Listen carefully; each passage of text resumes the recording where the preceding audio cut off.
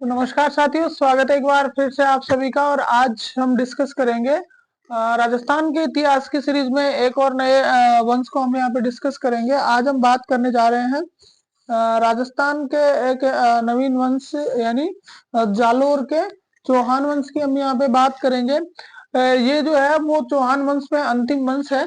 तो उसके बाद में हम जो है वो अलग नेक्स्ट टॉपिक इसमें कवर करेंगे। तो स्टार्ट करते हैं। उससे पहले आप सभी से रिक्वेस्ट है कि एक बार चैनल को सब्सक्राइब जरूर कर लें, ठीक है, और अपने साथियों के साथ शेयर भी करें। इसका जो क्लास का जो पीडीएफ है वो आपको हमारे टेलीग्राम चैनल पे अवेलेबल होता है। तो वहां से आप जो अपना जो टेलीग्राम चैनल है the dream R S official, उसको भी आप डाउनलोड कर लें, उसको भी आप सॉरी ज्वाइन कर लें। इस चीज का लिंक जो है वो आपको यहाँ डिस्क्रिप्शन में मिल जाएगा। तो शुरुआत करते हैं सबसे पहले जालोर के चौहान वंश की। तो बात करेंगे हम संस्थापक की। बात करेंगे संस्थापक की। तो संस्थापक की अगर हम बात करते हैं तो जो एक महान शासक के नाम से बोलते हैं कीर्तिपाल। जालोर के चौहान वंश का संस्थापक कौन था? कीर्तिपाल था। इसके लिए कई बार शॉर्ट में नाम आता है कीतू। और ये जो कीर्तिपाल था ये किसका वंशज था, मतलब ये कहां से निकले थे? इस चीज की अगर हम बात करें तो ये नाडोल का जो चौहान वंश था, इनका जो मुख्य उद्गम था वो नाडोल के चौहान वंश से इनकी उत्पत्ति हुई थी। तो ये नाडोल वालों के ही वंशज थे।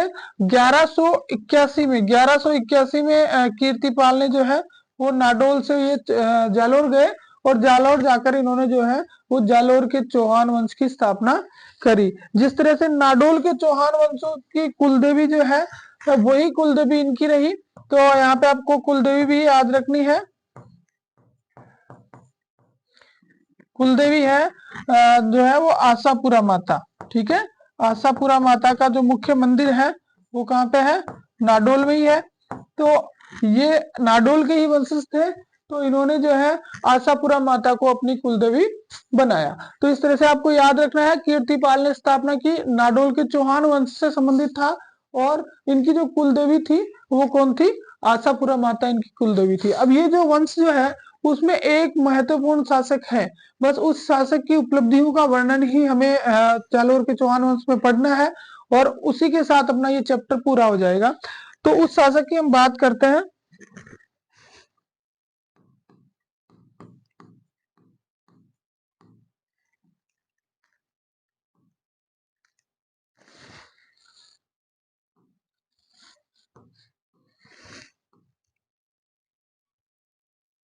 कानड़दे, ठीक है।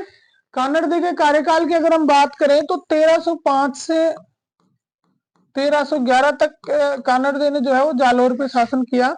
और इनका जो कार्यकाल था, इनका जो समय था, वही जालोर के चौहानों के इतिहास में महत्वपूर्ण है अपनी परीक्षा की दृष्टि से। तो हम इसको पढ़ते हैं। स्टार्ट करते हैं कि जालोर के चौहान वंश का जो कानड़दे का शासन था उसमें क्या रहा।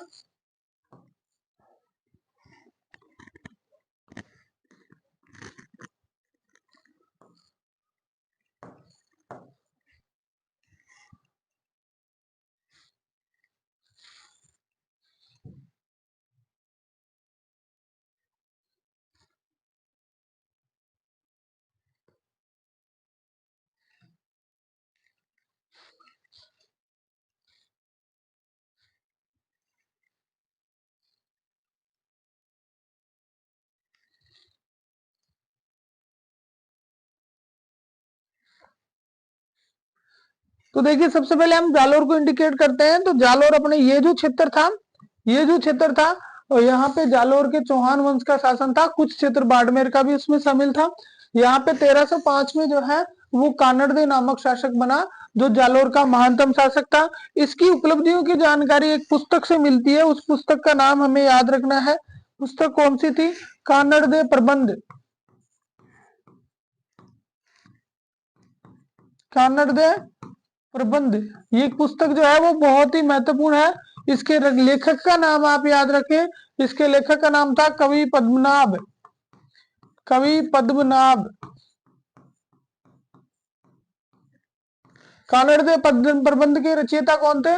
पद्मनाभ थे। और दूसरी चीज ये पूछी जा सकती है कि कानड़देव प्रबंध जो पुस्तक है उसमें किस वंश की जानकारी मिलती है। तो स्पष्ट सी बात है, कानड़देव जो है उनके दरबारी कवि थे कौन, पद्मनाभ। तो जालोर के चौहान वंश की जानकारी अपने को इसमें मिलती है। याद रखना है कानड़देव प्रबंध में किस वंश की जानकारी मिलती है, तो भाई याद रखें जालोर के चौहान वंश की जानकारी अपने को इसमें मिलती है। तो जालोर के चौहान वंश का जो कानड़देव था उसकी शत्रुता थी, वो किसके साथ थी, दिल्ली के शासक के साथ। दिल्ली का शासक कौन था, जिसकी हमने पहले बात करी, दिल्ली का शासक था अलाउद्दीन खिलजी।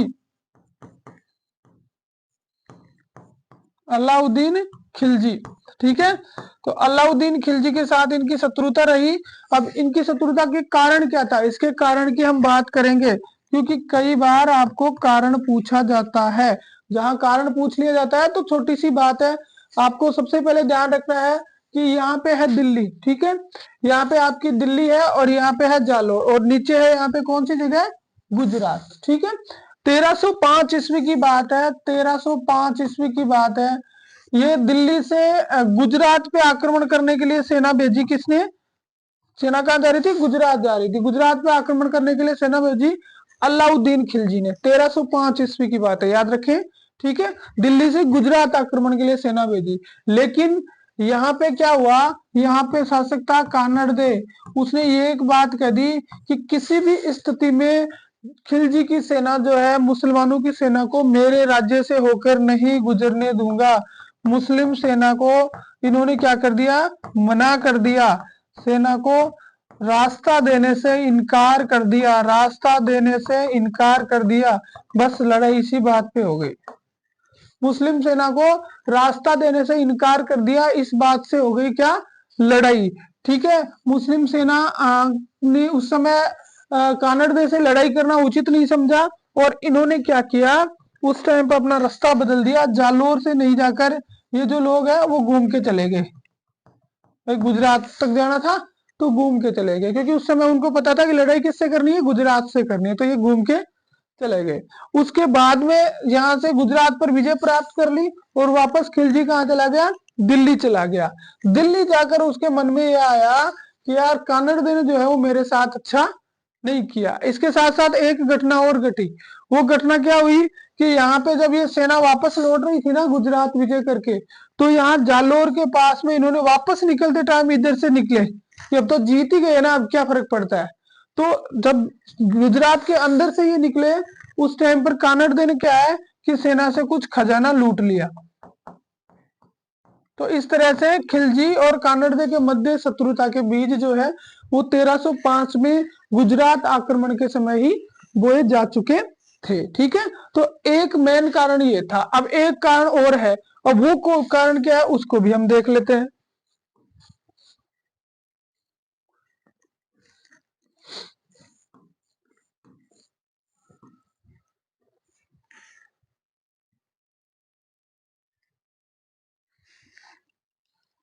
देखो दूसरा कारण मेन जो है वो क्या था कि ये अपना जालोर और ये अपनी हो गई दिल्ली। तो दिल्ली का जो शासक था अलाउद्दीन खिलजी, उस खिलजी ने क्या किया, खिलजी को इस बात की शत्रुता तो थी, दुश्मनी तो हो ही गई थी, गुजरात आक्रमण के समय रास्ता नहीं देने के कारण नाराज तो वो था ही। तो इसने क्या किया कि यहाँ से अपनी सेना भेजी जालोर पे आक्रमण करने के लिए। यहाँ पे आपको ध्यान रखना है ये सेना कब भेजी थी, तो ये सेना भेजी थी 1305 में सेना भेजी। और ये जो सेना थी इस सेना का सेनापति कौन था, तो इसके सेनापति का नाम आप याद रखें। इसका सेनापति जो है वो खिलजी के द्वारा भेजा गया था, उसका नाम था एन उल मुल्क मुल्तानी।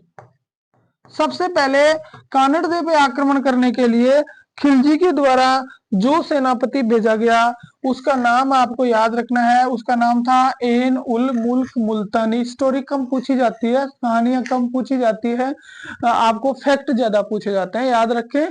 पहला सेनापति का आक्रमण 1305 में जो है वो खिलजी ने भेजा था कानड़देव के विरुद्ध, और उसका सेनापति कौन था, तो उसका सेनापति था आपका एन उल मुल्क मुल्तानी, एन उल मुल्क मुल्तानी। अब एन उल मुल्क मुल्तानी यहाँ आ गया और जालोर के पास आकर इसने कानड़ देश से लड़ाई करने के मूड में तो आया नहीं था ये। तो इसने क्या किया, इसने सोचा कि भाई लड़ाई करने से क्या फायदा है। इसने कानड़दे को कहा कि भाई तुम्हारे और सुल्तान के बीच में छोटी मोटी बातों को लेके थोड़ा सा मिसअंडरस्टैंडिंग हो रखी है, तुम ऐसा करो इसका समाधान अपन कर लेते हैं मिल बैठ के, लड़ाई में कोई फायदा नहीं है। तो इसने कानड़दे को क्या किया, समझाया, और समझा कर क्या कहा कि तू मेरे साथ कहाँ चल, दिल्ली चल। किसने समझाया, ऐन उल मुल्क मुल्तानी ने, कि तू मेरे साथ दिल्ली चल, सब कुछ ठीक हो जाएगा। तो कानड़दे इसकी बातों में आ गया और इसके साथ कहां पहुंच गया कानड़दे, दिल्ली पहुंच गया। कानड़दे कहां पे आ गया, दिल्ली आ गया। अब जब ये दिल्ली आया तो दिल्ली कानड़दे आया और उसके साथ इसका एक पुत्र था जिसका नाम था वीरमदेव। कानड़दे और वीरमदेव दोनों के दोनों जो है वो दिल्ली आए। अब यहाँ पे क्या हुआ जी कि ये जो वीरमदेव था ना, जैसे हमने चालो इसमें रणथंभौर में पढ़ा ना, वहां भी एक चिमना बेगम और मोहम्मद शाह के बीच में प्रेम संबंध हो गए, तो वैसी स्थिति कुछ यहाँ क्रिएट हो गई। यहाँ क्या हुआ कि जो कानड़दे का पुत्र वीरमदेव था, बड़ी बड़ी लंबी लंबी मूछों वाला गठीला बदन जो है, और बिल्कुल चुस्त दुरुस्त व्यक्ति, बहुत ही सुंदर आकर्षक व्यक्तित्व था। तो अलाउद्दीन खिलजी की एक पुत्री थी, उसका नाम था फिरोजा। उसका नाम था फिरोजा। फिरोजा ने वीरमदेव को देखा, फिरोजा ने वीरमदेव को देखा और लव एट फर्स्ट साइट हो गया। ठीक है, पहली ही नजर में फिरोजा को क्या हो गया, वीरमदेव से प्रेम हो गया। पहली ही नजर में वीरमदेव से क्या हो गया, प्रेम हो गया। तो जब फिरोजा को प्रेम हो गया तो भाई अब तो क्या, सुल्तान की बेटी है तो वो तो जो कहेगा वो करना ही पड़ेगा। खिलजी ने जो है वो क्या किया कि कानड़दे के सामने जो है वो फिरोजा के साथ वीरमदेव का विवाह करने का प्रस्ताव रखा। और कानड़दे जो है वो ये समझते थे भाई हम राजपूत हैं तो मुस्लिमों के साथ हमारे वैवाहिक संबंध नहीं हो सकते, लिहाजा इन्होंने मना कर दिया। और ये भी जो है वो दिल्ली से वापस आ गए, दोनों पिता पुत्र दिल्ली से वापस आ गए और फिरोजा वहीं के वहीं रह गई। ठीक है, तो एक कारण जो है ये भी बताया जाता है कि फिरोजा और वीरमदेव की जो आपस की जो प्रेम कहानी जो थी, वह जो वन साइड लव था, उसके कारण जो है वो खिलजी वापस नाराज हो गया। और इस तरह से खिलजी ने निश्चित कर लिया कि अब उसे जालोर पे आक्रमण करना ही है। ठीक है, तो ये कई बार आपको यहाँ से प्रश्न अलग टाइप से पूछा जाएगा। अलग टाइप से आपको क्या प्रश्न पूछा जाएगा कि फिरोजा और वीरमदेव की जो प्रेम कहानी की जो बात है, ये हमें जानकारी कहाँ मिलती है। तो युद्ध का जो एक कारण हम उसको कहते हैं, तो वो जानकारी कहाँ मिलती है। तो उस जानकारी की अगर बात यहाँ पे आती है तो आपको याद रखना है कि ये जानकारी हमें, जानकारी का जो स्रोत है,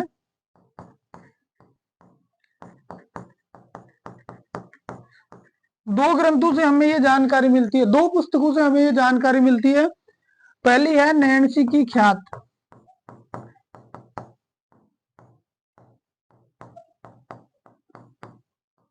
और दूसरी है वीरमदेव सोनगरारी बात।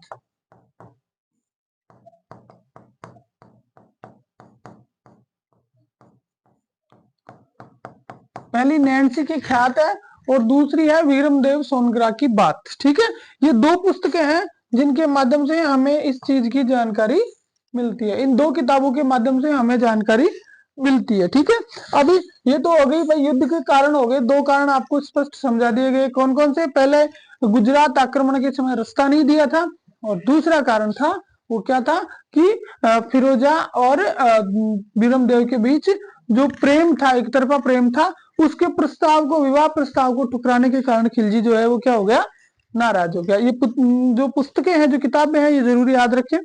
अब आगे हम चलते हैं। तो सिवाना दुर्ग जो है उसकी हम यहाँ पे बात करेंगे। अब ये क्यों हम इसकी बात कर रहे हैं उस पर हम डिटेल में देखते हैं। तो ये जो सिवाना दुर्ग था, ये यहाँ पे स्थित था, अपना जालोर के अधीन था। ये किसके अधीन था, जालोर के जो चौहान वंश था उसके अधीन था। और खिलजी जो था उसने जब अपनी सेना भेजी किस पे, जालोर पे आक्रमण करने के लिए, तो सबसे पहले बीच में उसने किस पे आक्रमण किया, इसने आक्रमण किया सिवाना दुर्ग पे। अब सिवाना दुर्ग पे क्यों आक्रमण किया उसकी हम बात करते हैं। तो सिवाना दुर्ग जो है इसको क्या कहते थे, जालोर के दुर्ग की कुंजी। क्या कहते थे, जालोर के दुर्ग की कुंजी, यानी जालोर के दुर्ग पर अधिकार करना है।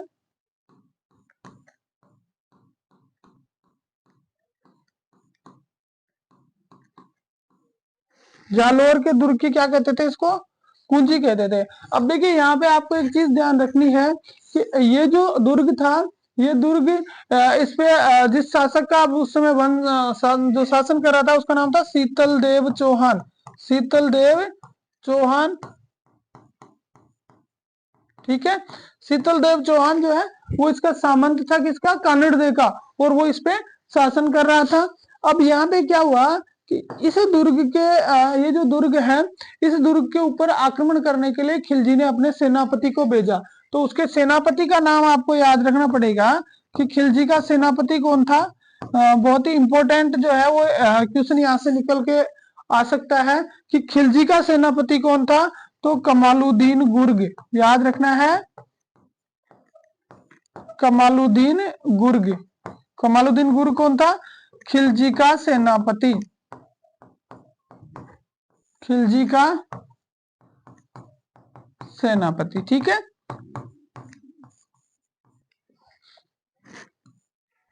अब इस कमालुद्दीन गुर्ग ने जो है वो शीतल देव चौहान के इस सिवाना दुर्ग पे आक्रमण किया और चारों तरफ से दुर्ग को घेर लिया, लेकिन उसे जो है वो किसी प्रकार की सहायता, किसी प्रकार की सफलता जो है वो नहीं मिल रही थी गुर्ग को। तो वही रास्ता इसने वापस अपनाया जो हर जगह मुस्लिम जो शासक है उन्होंने राजपूतों को परास्त करने के लिए अपनाया। तो किसी ना किसी जो विश्वासघाती व्यक्ति को अपनी तरफ मिलाने का इसने प्रयास शुरू किया। तो एक जो था व्यक्ति था, विद्रोही व्यक्ति था, भावला नाम था उसका, ठीक है। एक विद्रोही बावले को इसने क्या किया, अपनी तरफ मिला लिया, और इसने जो रास्ता था, जो गुप्त रास्ता था दुर्ग का, वो इसको बता दिया, ठीक है। तो आपको प्रश्न यहाँ से पूछा जाएगा कि विश्वासघात जो है वो सिवाना दुर्ग जो है उसमें किसने किया। तो 1308 ईस्वी में, आक्रमण का समय भी आप लिख दीजिए, 1308 में ये आक्रमण हुआ था, ठीक है। 1308 में अलाउद्दीन खिलजी के सेनापति कमालुद्दीन गुर्ग ने इस पे आक्रमण किया था सिवाना दुर्ग पे। तो एक विद्रोही बावले के विश्वासघात के कारण जो है वो इस दुर्ग के ऊपर किसका अधिकार हो गया, इस दुर्ग के ऊपर अलाउद्दीन खिलजी का अधिकार हो गया। यहाँ से दो चीजें आपको ध्यान रखनी है, यहाँ पे एक जोहर हुआ, इस दुर्ग में क्या हुआ, जोहर हुआ, महिलाओं ने जोहर किया। इस जोहर का नेतृत्व किसने किया, जोहर का नेतृत्व किसने किया, तो याद रखना है मैणा दे, मैणा दे के नेतृत्व में ये जोहर हुआ। किसके नेतृत्व में, मैणा दे के नेतृत्व में। अब ये मैणा दे कौन थी, तो शीतल देव चौहान की पत्नी थी मैणा दे, उसके नेतृत्व में यहाँ पे जोहर किया गया महिलाओं ने, और राजपूतों ने लड़ते हुए वीर गति को प्राप्त हुए। और इससे भी मोस्ट क्वेश्चन यहाँ से निकल के आता है कि अलाउद्दीन खिलजी ने सिवाना दुर्ग पर अधिकार करने के बाद में ये जो सिवाना दुर्ग था इसका नाम बदल दिया, इसका नाम परिवर्तित कर दिया, और नाम क्या रख दिया इसका, वो नाम आपको याद रखना है, इसका नाम इसने रखा खैराबाद।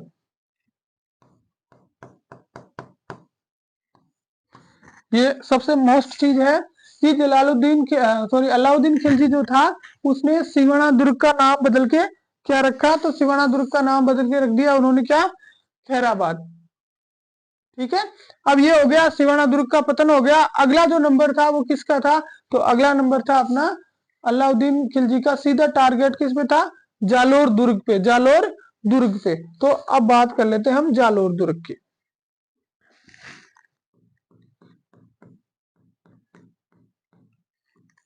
जालोर पर आक्रमण 1311 में, ठीक है। 1311 में खिलजी के द्वारा जो है वो जालोर पे क्या किया, आक्रमण किया गया। किसने किया, अलाउद्दीन खिलजी ने।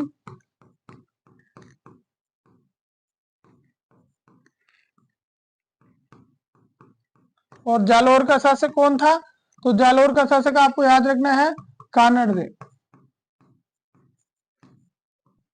ठीक है। जालोर के शासक कानड़ दे, और ये यहाँ का था दिल्ली का तो देखिए इसने क्या किया कि जो किला था उस किले के चारों तरफ घेरा डाल दिया। अलाउद्दीन खिलजी ने किले के चारों तरफ घेरा डाल दिया और राजपूतों ने जो है वो दरवाजे बंद कर लिए, सेना बाहर पड़ी रही, कोई सफलता इनको मिलने वाली नहीं थी। तो काफी समय व्यतीत हो गया। उस स्थिति में खिलजी ने वापस वही ट्रिक अपनाई जो हर जगह वो अपनाता आया था। इसने किसी देशद्रोही व्यक्ति को अपनी तरफ मिलाने का प्रयास किया।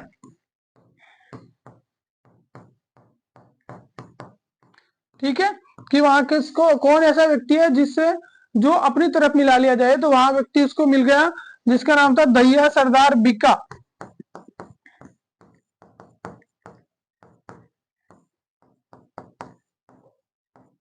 दहिया सरदार बीका। देखिए इसको इसने कहा कि यदि मेरा अधिकार हो जाएगा ना तो मैं तुम्हें जालोर का शासक बना दूंगा। ठीक है, तो दहिया सरदार बीका ने क्या किया, दहिया सरदार बीका ने खिलजी को गुप्त रास्ता बता दिया। क्या बता दिया? गुप्त रास्ता बता दिया। इस गुप्त रास्ते से जो है वो सेना दुर्ग के अंदर प्रवेश कर गई और कन्नड़ को अपनी तैयारियां करने का अवसर भी नहीं मिला और बड़ी मुश्किल से ये कन्नड़ जो है वो युद्ध भूमि का जो है वो शुरुआत कर सका। तब तक मुसलमानों ने लगभग दुर्ग पर अधिकार कर लिया। ऐसी स्थिति में जो है वो यहाँ पे क्या हुआ, जोहर हुआ, महिलाओं ने जोहर किया। वो जो जोहर किया उस जोहर का नेतृत्व किसने किया, तो आपको याद रखना है जोहर। तो जोहर का नेतृत्व जो है कानड़ दे की पत्नी थी जेतल दे।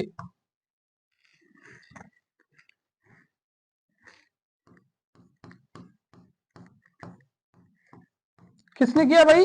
जेतल दे ने किया। और जेतल दे कौन थी? तो जेतल दे याद रखें, जेतल दे कानड़ दे की पत्नी थी, कानड़ दे की रानी थी जेतल दे, जिसके नेतृत्व में जो है वो जोहर यहाँ पे हुआ। और जालोर दुर्ग पे जो है वो अधिकार हो गया किसका? जालोर दुर्ग पे अधिकार हो गया अलाउद्दीन खिलजी का। यहाँ भी इसने इसका नाम बदला और इसका नाम परिवर्तित करके जालोर दुर्ग का नाम बदल के दुर्ग का नाम जो है उसने चेंज किया और नाम बदल के इसका रख दिया जलालाबाद। याद रखना है,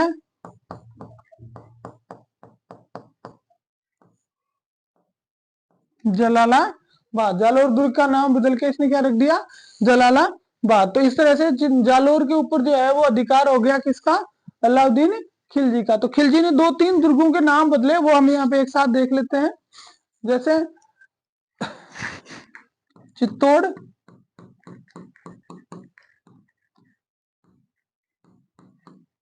सिवाना दुर्ग,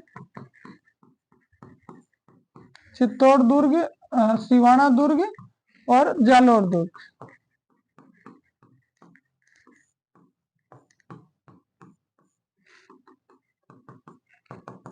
ठीक है, चित्तौड़ दुर्ग का नाम बदल के इसने रखा था खिजराबाद, अपने पुत्र खिजर खां के नाम पे। क्या नाम रखा? खिजराबाद। किसके नाम पे रखा था? इसका पुत्र था खिजर खां, अलाउद्दीन खिलजी का। तो खिजर खां के नाम पर इसने इसका नाम बदल के रख दिया खिजराबाद। ठीक है, दूसरा फिर उसने सिवाना दुर्ग पे आक्रमण किया तो सिवाना दुर्ग का नाम बदल के अभी हमने बताया था इसके क्या बोलते हैं कमालुद्दीन गुर्ग के नेतृत्व में। तो इसका नाम इसने रखा था खैराबाद। ठीक है, और जालोर दुर्ग का नाम जो है वो क्या रखा? जलालाबाद। ये तीनों नाम जो है वो किसके द्वारा दिए गए? तो आपको याद रखना है तीनों नाम। एक ही सुल्तान था, दिल्ली का सुल्तान अलाउद्दीन खिलजी।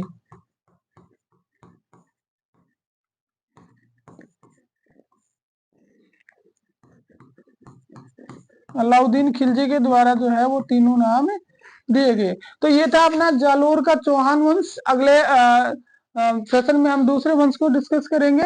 जाते जाते एक बार फिर से आप सभी से रिक्वेस्ट कि आप जो है वो हमारे चैनल को सब्सक्राइब जरूर कर लें। Thank you very much.